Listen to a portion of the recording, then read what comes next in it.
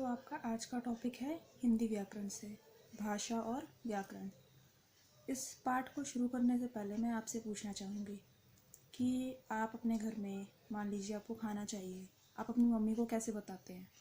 बोलकर उनसे कहोगे आप कि मुझे भूख लगी है, तब वो खाना देती हैं, क्योंकि वो आपकी बात को सुनती हैं, समझती हैं, देखती हैं कि आपने क्या कहा है और फिर वो उस काम को करती हैं। तो यही जो होती है ये भाषा होती है, जिससे हम अपनी बातों को बताते हैं और सामने वाला उस बात को सुनकर, समझकर या पढ़कर उस पर रिएक्ट करता है।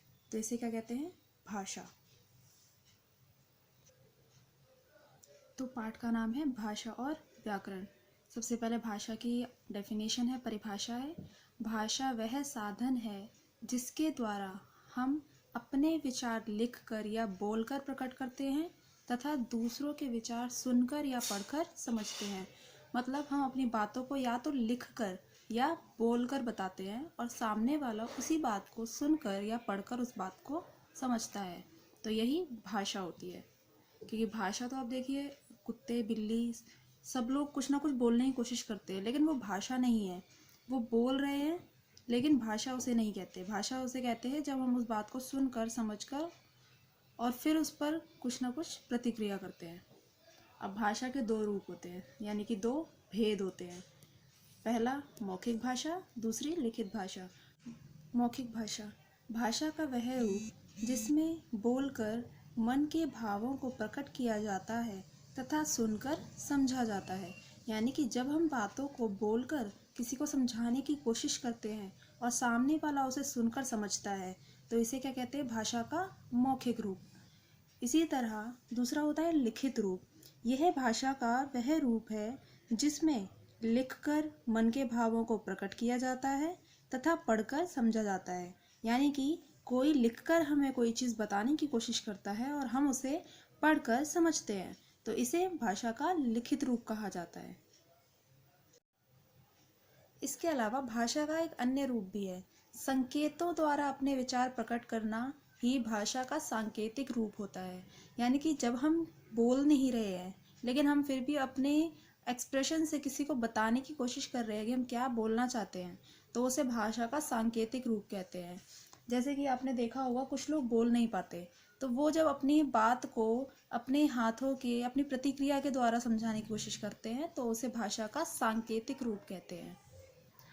अगला है बोली। अब बोली क्या होती है? जिन भाषाओं का प्रयोग क्षेत्रीय स्तर पर होता है वह बोली कहलाती है। मीन्स किसी ना किसी एरिया में होता है। यानी कि जैसे कि आप राजस्थान में देखेंगे तो वहाँ पर कौन सी भाषा बोली जाती है? मारवाड़ी। अगर आप महाराष्ट्र में देखेंगे तो वहाँ मराठी बोली जाती है। यानी कि वो एक एरिया है जिसके अंदर वो भाषा बोली जा रही है। तो हमारे देश में 600 से अधिक बोलियाँ बोली जाती हैं। यानी कि 600 से ज़्यादा बोलियाँ हैं जो बोली जाती हैं हमारे पूरे देश में। अब यहाँ पर इसकी हम एक और डेफिनेशन भी ले सकते हैं, एक और परिभाषा भी है। क्षेत्रीय स्तर पर प्रयोग होने वाली भाषा को बोली कहते हैं। तो आप इन दोनों में से कोई भी एक याद कर सकते हैं, या तो आप इसको यहाँ तक याद करेंगे या आप ये याद कर सकते हैं। नेक्स्ट है, भारत में 22 भाषाओं को मान्यता प्राप्त है। हमारे पूरे देश में 22 भाषा जो सरकार के द्वारा मान्य मानी जाती हैं, वो कितनी हैं? टोटल 22। नेक्स्ट है लिपि। अब लिपि क्या होता है? आप देख रहे हैं यहाँ पे कुछ चीज़ें लिखी हुई हैं, आप इनको पढ़ पा रहे हैं? मीम, आंबा, खातो। यानी कि इसको आप रीड कर सकते हैं, आपको समझ में आ रहा है कि ये क्या लिखा हुआ है, लेकिन आपको इसका मीनिंग नहीं पता। यहाँ पर भी कुछ लिखे हुए हैं, खाना, खाने, ठाऊ, कहाँ, छ। यानी कि आपको ये लिखे हुए शब्द समझ आ रहे हैं, क्यों? क्योंकि आपने इनको पढ़ा हुआ है पहले। ये लिपि है, देवनागरी लिपि, लेकिन आप इसको समझ नहीं सकते क्योंकि ये भाषा आपकी नहीं है, आपको नहीं पता कि ये क्या लिखा हुआ है। यहाँ पर भी आपको कुछ लेटर्स नज़र आ रहे हैं, ये लेटर्स तो आपको पता है कि क्या है, लेकिन इनका मीनिंग नहीं पता क्योंकि ये भाषा आप नहीं जानते, आप इसकी लिपि जानते हैं। लिपि कौन सी है? ये रोमन लिपि है। इसे कहते हैं देवनागरी लिपि और इसे कहते हैं रोमन लिपि। तो आपको इस लिपि के बारे में पता है लेकिन भाषा के बारे में नहीं पता। अब यहाँ एक और लिखी हुई है, इसके बारे में भी बहुत कम लोगों को पता होगा आई गेस। तो ये वाली जो भाषा है ये उर्दू है। इसमें क्या लिखा है आपको नहीं पता चल रहा और आपको इसकी लिपि के बारे में भी एग्जैक्टली नहीं पता क्योंकि आपने कभी इसके बारे में ज़्यादा पढ़ा नहीं है। तो देखिए भाषा लिपि की परिभाषा क्या है। भाषा के लिखित रूप में जिन ध्वनि चिन्हों का प्रयोग किया जाता है वे लिपि कहलाती है। चिन्हों मीन्स यहाँ पर ये जो शब्द लिखे हुए हैं, ये जो लेटर्स लिखे हुए हैं, इनका जो प्रयोग किया जा रहा है, इन्हें लिपि कहते हैं। अब यहाँ पे कुछ भाषाएं हैं जिनकी लिपि मैंने उनके साथ लिखी है।